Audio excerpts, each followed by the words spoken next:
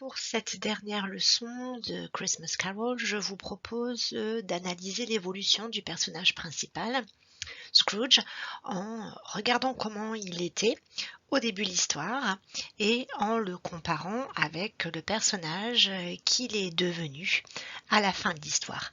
Parallèlement à ça aussi, on parlera un peu des personnages qui gravitent autour de Scrooge et on va regarder comment leur regard a évolué entre donc le début de l'histoire et la fin de l'histoire. Pour cela, je vous propose un tableau en 3 colonnes. On remarque que la première colonne est beaucoup plus fournie et les 2 dernières moins. Le but du jeu, ça va être de compléter la colonne numéro 2 et la colonne numéro 3. Dans la première colonne, vous prendrez le temps de lire ces phrases et donc on parle de Scrooge ou des autres personnages at the beginning, donc au début de l'histoire. Et dans la troisième colonne, vous voyez que ça commence par in the end, donc à la fin. Donc il va s'agir de parler de l'évolution des événements entre le début de l'histoire et la fin de l'histoire. Je vous ai parlé des colonnes, regardons maintenant les lignes. Vous remarquez des groupes de phrases. Il y en a 5, je les ai appelés A, B, C, D et E. Alors pourquoi 5 groupes? Pourquoi ne pas avoir fait un seul groupe? Bon, alors on va regarder de plus près la constitution de ces phrases. On va commencer logiquement par le groupe A. Et on va regarder la première colonne et on se rend compte qu'il y a un point commun au niveau du groupe verbal. On trouve didn't à chaque fois, donc ça veut dire qu'on est au prétérit, forme négative, vous voyez le symbole moins en rouge, didn't plus un verbe à l'infinitif. Donc en fait, dans ces 4 phrases, on parle de choses que Scrooge ou les gens ne faisaient pas au début de l'histoire. Et quand on regarde à la troisième colonne, on se rend compte en fait que à la fin de l'histoire, ça change. Prenons l'exemple de la première phrase. At the beginning, Scrooge didn't like the company of other people. Au début, Scrooge n'aimait pas la compagnie des autres personnes. Ça, c'était au début. À la fin, par contre, ça change. Il aime, il apprécie la compagnie des hommes, des autres personnes, puisqu'il accepte entre autres l'invitation de son neveu et il va aider Tiny Tim et Bob Cratchit. Donc ça a une évolution positive. C'est pour ça que dans la troisième colonne, on aura une phrase ou disons une proposition positive. Vous voyez le plus en vert. Et donc, la fin de la phrase sera la suivante. But, in the end, he does. Vous voyez qu'on voit apparaître l'auxiliaire do au présent, puisqu'on est au présent, à la fin, si. Donc, au début, Scrooge n'aimait pas la compagnie des autres personnes, mais, puisqu'il y a un contraste, c'est négatif au début, positif à la fin, mais à la fin, si. Et le but de cette leçon, ça va être d'essayer de dire le si français. On voit qu'ici, on dira he does. Observons maintenant les 3 phrases qui constituent le groupe B. On se rend compte que le point commun, c'est was not ou wasn't, forme contractée, c'est la même chose que was not.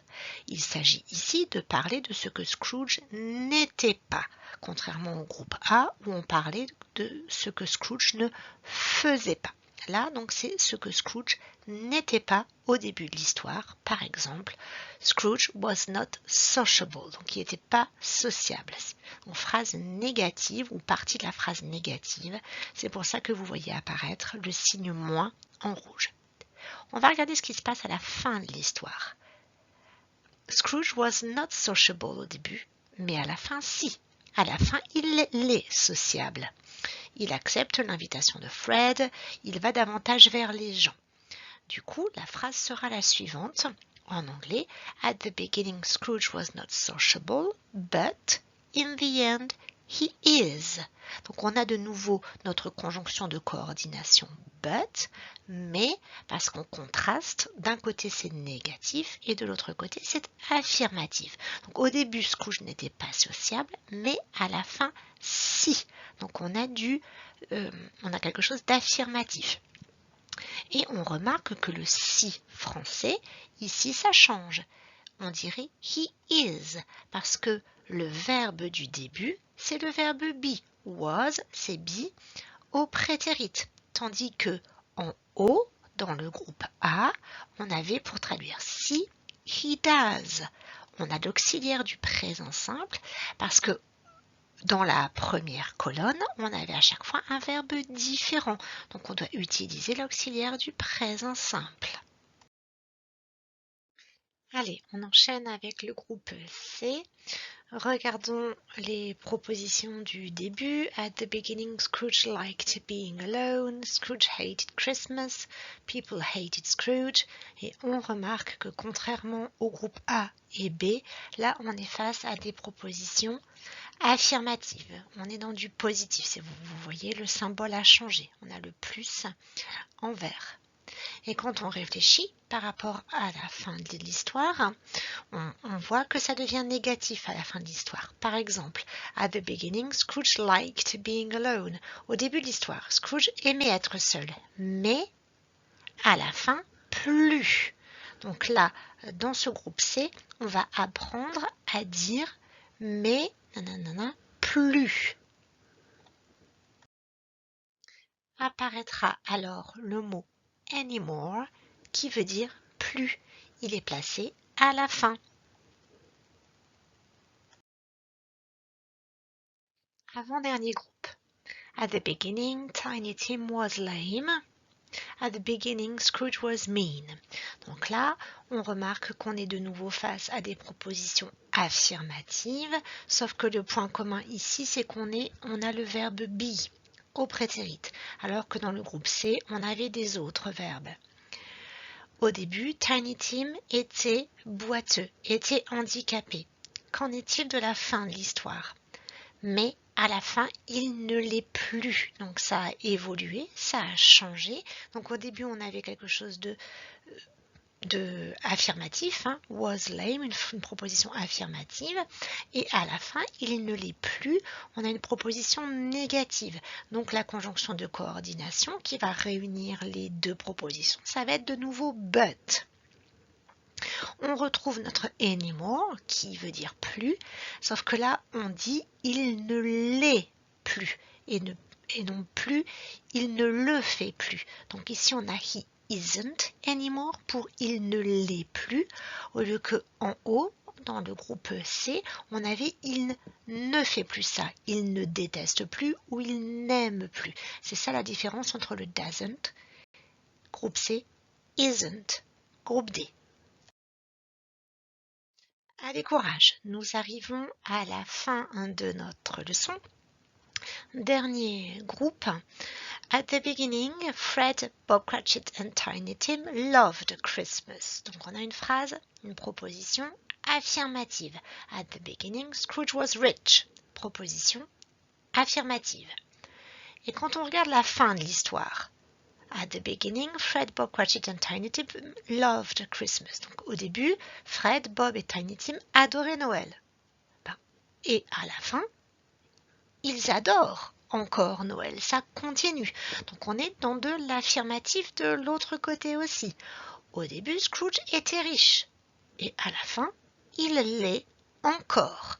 Et donc là va intervenir le petit mot qui veut dire encore, toujours, ça continue.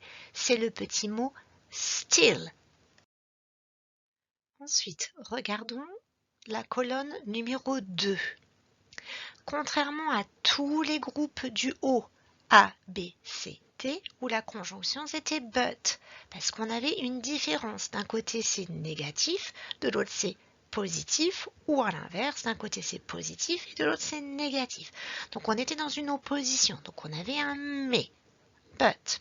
Ici, on a un plus de chaque côté. Donc ça ne change pas, on n'est pas dans l'opposition, dans le contraste, ça continue. Donc notre conjonction sera un and. Pour résumer dans cette leçon, il s'agit de savoir dire avant telle ou telle personne ne faisait pas telle ou telle chose, mais maintenant si, c'est le groupe A. Avant telle ou telle personne n'était pas comme ça, mais maintenant si, groupe B. Avant telle ou telle personne faisait cela, mais maintenant plus, groupe C. Avant telle ou telle personne était comme ça, mais maintenant plus, groupe D. Avant telle ou telle personne faisait cela ou était comme ça, et maintenant encore. Dernier groupe, groupe E. Voilà, nous sommes arrivés à la fin de cette vidéo. Le but du jeu étant d'arriver maintenant à compléter l'ensemble des phrases de ce tableau. Bonne chance!